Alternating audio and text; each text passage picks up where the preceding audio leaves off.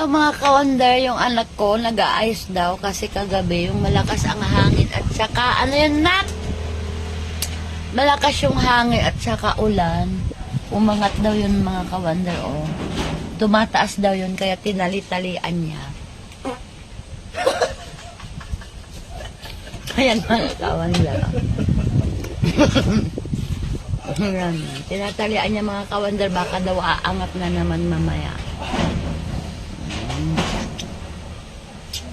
Yung bunsong anak ko yan mga kawandar. Tinatalian niya.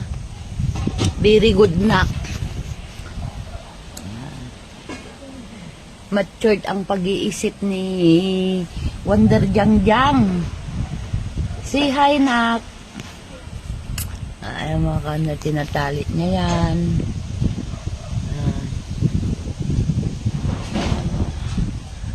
Kasi daw inangat-angat yan kagabi.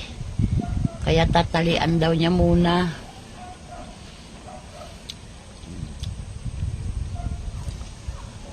Very good naman yung anak kong bunso. Ayan. Doon sa isa na, tinalian mo rin.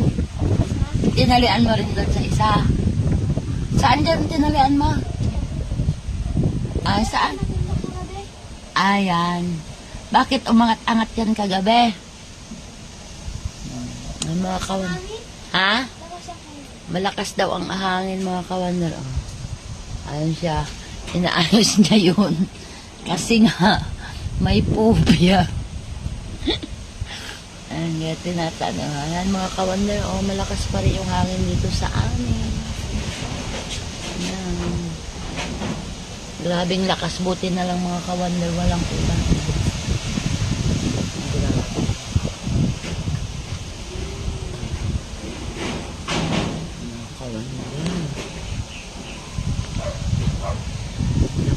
Nasaan na yung anak ko?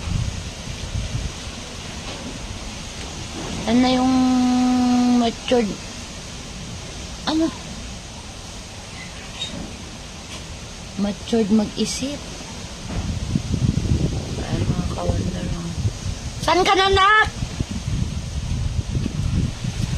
Abing lakas pa rin ng hangin. Hindi na lang mga kawanda kamo walang ulan. Saan ka galing? Ayos na? Naayos mo na? Ha? Malakas na yung ulan. Ano yung inaano ng ano doon o? Dogi-dogi. So, naglagay yan? Mga kawanda. Grabe. Sobrang lakas yung hangin. O, ayos na nak. Naayos mo na. Na daw mga ka-wonder. Ayan lang yung kaganapan dito sa Wonder Family Residence. Ayan yung hangin. Ingat tayo kasi hindi pa nakaalis yung bagyong uwan. Bye-bye!